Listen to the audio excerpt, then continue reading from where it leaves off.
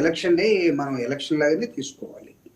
అంటే ఇదొక్కటే మనం ఎలక్షన్ లాగా తీసుకున్నాం, గతంలో వాళ్ళు తీసుకున్నారు కాబట్టి వీళ్ళు తీసుకున్నారు, ఇవన్నీ పక్కన పడేస్తే now what's happening exactly this is most important. I think you will also agree with me. మీరు కూడా నాతో అగ్రీ అవుతారని నేను అనుకుంటాను. ఓకే, చెప్పండి. ఇప్పుడు అనిత గారు మాట్లాడిన దానికి నేను పెద్దగా రియాక్ట్ కాదలుచుకోలేదు, కానీ మీ డిఎన్ఏ గురించి మాట్లాడితే రియాక్ట్ అవ్వకపోతే ఎలాగా? మీ పార్టీ డిఎన్ఏ గురించి చాలా అగ్రెసివ్ గా కామెంట్స్ చేశారు. React in the sense YSR Congress party DNA లోనే దాడి ఉన్నది, డిఎన్ లోనే అక్కడ మూర్ఖత్వం ఉన్నది, ఇవన్నీ పక్కన పడేస్తే, అందుకే నేను చెప్పింది సింపుల్ గా election is election, that's all. దాని లోపలికి వెళ్ళదలుచుకుంటే మనం అసలు ది బెస్ట్ సీఎం ఎవరు ఆంధ్రప్రదేశ్ లో అంటే, హృదయాన్ని పరిచింది ఎవరు అనుకుంటే పులివేల నుంచే గెలిచినటువంటి రాజశేఖర రెడ్డి గారు కనపడతారు, ది బెస్ట్ సీఎం. అంతేగాని ఇంకా ఈ రాష్ట్రంలో మారుమూల ప్రాంతాల్లో ఉన్నటువంటి ఏ నియోజకవర్గ మనుషులు ముఖ్యమంత్రులైనా హృదయాన్ని పరిచి ప్రేమని, ఆప్యాయతని, అనుబంధాన్ని, ఇది ఒక ప్రజాస్వామ్యం అంటే ఇది, ఇలా ఉండాలి ముఖ్యమంత్రి అంటే అని ఎవరు గుర్తొస్తారంటే ఎవరికైనా రాజశేఖర రెడ్డి గారే గుర్తొస్తారు. మిగతా వాళ్ళు ఎందుకు గుర్తున్నారంటే అది డిఎన్ఏ లోపం అని నేనైతే అనదలేదు. నేను అగ్రీ చేస్తాను. కానీ వైఎస్ఆర్ కాంగ్రెస్ పార్టీ నాయకుడు, ఆయనకు పార్టీలకు అతీతంగా ఫ్యాన్స్ ఉన్నారు. ఆయన ఎవరో విమర్శించట్లేదు. ఇప్పుడు ఆయన విమర్శించేదల్లా, టీడీపీ వాళ్ళు విమర్శించేదల్లా, కూటమి నేతలు విమర్శించేదల్లా వైఎస్ఆర్ కాంగ్రెస్ పార్టీని, వైసీపీ అధినేత జగన్మోహన్ రెడ్డిని మాత్రమే. అంటే నేను డిఎన్ఏ అన్నారు కాబట్టి మూలాల్లో కూడా కొంచెం వెళ్లాల్సిన అవసరం ఉంది కాబట్టి రాజశేఖర రెడ్డి గారు ప్రస్తావించకుండా నేను ఇక్కడ ఈ డిబేట్ లో నేను మాట్లాడలేను. ఎందుకంటే అక్కడ పులివెందుల అంటంతో రాజశేఖర రెడ్డి గారు, తర్వాత లెగసీలో ఉన్నటువంటి జగన్మోహన్ రెడ్డి గారు, ఇవన్నీ వస్తూ ఉంటాయి. ఈరోజు జగన్మోహన్ రెడ్డి గారిని మీరు ఎలా చూపిస్తున్నారంటే 11కు పడిపోయాడు కాబట్టి అక్కడి నుంచి స్టార్ట్ అయ్యాడు. 11 వెనకాల స్టోరీ ఇప్పుడు నేను పెద్దగా వెళ్ళదలుచుకోలేదు. ఎందుకంటే రాహుల్ గాంధీ గారు దాదాపు 300 మంది ఎంపీలు పార్లమెంట్ నుంచి బయటకు వచ్చి ఎలక్షన్ కమిషన్ దగ్గరికి వెళ్ళటం, నిన్న వాళ్ళు అరెస్ట్ కావటం, తర్వాత ఇవన్నీ జగన్మోహన్ రెడ్డి గారు సాక్ష్యాలు లేవు కాబట్టి, ఆధారాలు లేవు కాబట్టి నేను మాట్లాడలేకపోతున్నా అన్నదానికి ఆధారాలు దొరుకుతున్నాయి.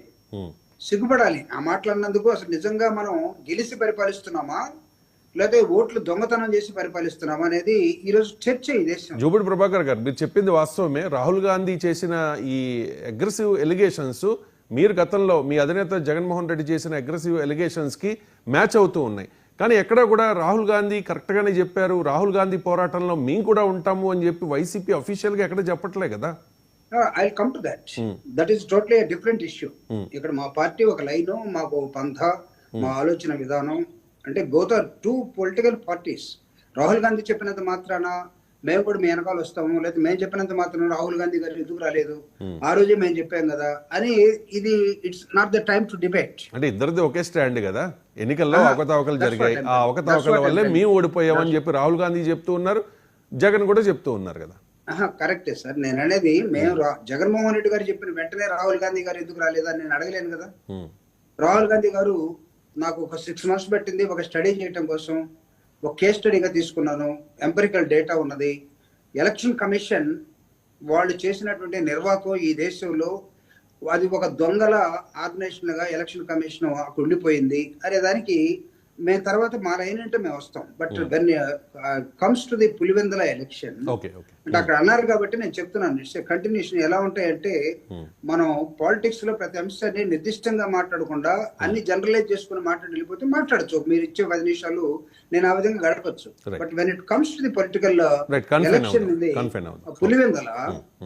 పులివెందుల్లో ఎలక్షన్ ని మీరు నిజంగా పాలకపక్షంగా లేకపోతే గంభీరంగా మీరు ఉర్రూతులుగిపోతున్నటువంటి 164 కూటమి ఎలక్షన్, ఇవన్నీ కూడా మీరు తేలిపోయినటువంటి దొంగతనంగా గెలిచారు అని చెప్పడానికి ఈ రోజు ప్రతి ఒక్కడు సాహసం చేస్తున్నాడు.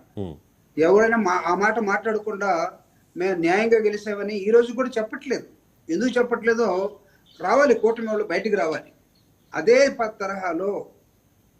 తరహాలో ఈ పులివెంద ఎన్నికలను కూడా వాళ్ళు ఏం చేయబోతున్నారంటే భయభ్రాంతులను చేసి, గతంలో కుప్పంలో చేశారు కదా, it's not the comparison. I mean compare చేసే టైం కాదు ఇది. ఎందుకు కాదండి, సందర్భమే కదా, అప్రస్తుతం కాదు, అసందర్భం కాదు. గతంలో చేస్తే వైనాట్ కుప్పం అన్నారు, చంద్రబాబు నాయుడు గారి ఇలాకానే చంద్రబాబు నాయుడు గారు ఇలాకానే కొట్టే ఆ కంచుకోటను బదులు కొట్టే ప్రయత్నం చేశారు కాబట్టి ఇప్పుడు వీళ్ళకి అవకాశం వచ్చింది, వీళ్ళు చేస్తూ ఉన్నారు అనుకోవచ్చు కదా. నేను అక్కడికే వస్తున్నాను రవిశంకర్ గారు. ఒకవేళ మేము అది చేసి కుప్పాన్ని కాన్సన్ట్రేట్ చేసి దానివల్లే మాకు 11 వచ్చాయి అనుకుందాం, you're also going to do the same thing అనుకుంటే అది నా తప్పైతే ఈరోజు మీరు అదే చేస్తున్నారా?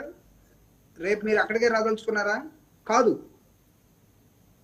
ఈరోజు మీకున్నటువంటి అధికార దర్పం కానీ లేకపోతే మీరు తీసుకున్న ఛాలెంజ్ కానీ ఏదో ఒక విధంగా జగన్మోహన్ రెడ్డి గారిని పులివెందుల్లో ఉన్నది కాబట్టి, ఒంటిమిట్లో ఉన్నది కాబట్టి జగన్మోహన్ రెడ్డి గారిని ఓడించాలి అనేది మీ ఆలోచన విధానం. దానికి ప్రతిపక్ష పార్టీగా కౌంటర్గా మేము ప్రజల్లోకి వెళ్తాం, ప్రజా ఉద్యమాన్ని నిర్మిస్తాం, ఎడ్యుకేట్ చేస్తాం, ఓటర్స్తో మాట్లాడతాం. ఆ క్రమంలో మీరు పెట్టినటువంటి నిర్బంధాలు ఏదైతే ఉన్నాయో, మీ పార్టీ పెట్టిన నిర్బంధం ఏదైతే ఉందో, ఈరోజు ఫ్రీ అండ్ ఫెయిర్ ఎలక్షన్ జరగటం కోసం ఈ టైంలో వైఎస్ఆర్ కాంగ్రెస్ పార్టీ ముఖ్య నాయకులు అన్న వాళ్ళందరినీ కూడా మీరు హౌస్ అరెస్ట్ చేశారు. మన ఇద్దరం డిస్కస్ చేస్తున్న సమయంలో అక్కడ ఉన్నటువంటి సతీష్ రెడ్డిని హౌస్ అరెస్ట్ చేశారు. మీరు చెప్పిన అవినాష్ రెడ్డిని అక్కడ మీరు అరెస్ట్ చేశారు. There are so many leaders they have been house arrested now.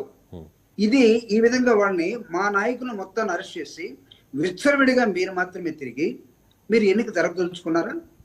Do you think that it is going to be free and fair election? అక్కడ అనలిస్ట్ గా ఉన్నటువంటి మస్తాన్ రావు గారు కూడా దీని మీద చెప్పాల్సినటువంటి అవసరం ఉంటుంది. ఎందుకంటే ఇప్పుడు మనం 2019 ఎలక్షన్స్ లో అని చెప్పుకునే క్రమంలో మీకు చిన్న ఒక జోవియల్ గా ఒక హింట్ ఇచ్చి నేను వదిలేస్తాను. ఇక్కడ ఈ డిస్కషన్ మిగతా వాళ్ళు కూడా పార్టిసిపేట్ చేయలేదు. ఆ మధ్య ఏదో ఒక సినిమాలో అలీ ఆయన నాకు తెలిసి కమెడియన్, అతను చాలా నేను బలవంతుని చెప్పడం కోసం ఒళ్ళంతా బెలూన్లు పెట్టుకొని వచ్చినోడికల్లా కండలు చూయించడం లేకపోతే బొళ్ళు చూయించడం ఇవన్నీ చేస్తామంటే గమనించిన హీరో అతనికి ఏం చూపిస్తాడంటే ఒక పినీస్ చూపిస్తాడు. రే నేను ఈ పినీస్ కానీ గుచ్చితే నీ వెల్లుల్లో ఉన్నటువంటి గాలి అంతా పోతే నువ్వేంటని చూపిస్తే చూసి చూడనట్టు యాక్షన్ మారిపోయి అక్కడ ఒక విధంగా ఈ బెలూన్ వ్యవహారం ఈ రోజు నాకు తెలిసి పులివెందులో జరుగుతాం. బలం ఉంది అక్కడ. అదే బలుపు కాదు వాపు అంటారు. బలుపు కాదు వాపు అంటారు. అది బలుపు కాదు వాపు అంటామా, లేకపోతే దౌర్జన్యం అంటామా, లేకపోతే మీకు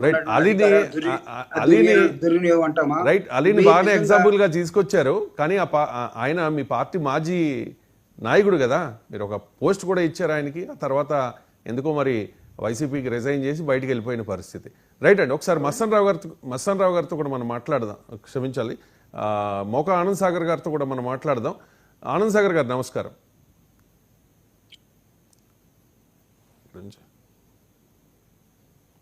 రైట్, ఒక కాలర్తో మాట్లాడిన తర్వాత మీకు అవకాశం ఇస్తాను. సుబ్బరాజు, సకినేటిపల్లి. నమస్తే అండి. నమస్తే అండి సార్. ఇప్పుడు ఫస్ట్ తప్ప ఎక్కడ చేస్తున్నారండి సార్? ఒక ఏరియా నుంచి పోలింగ్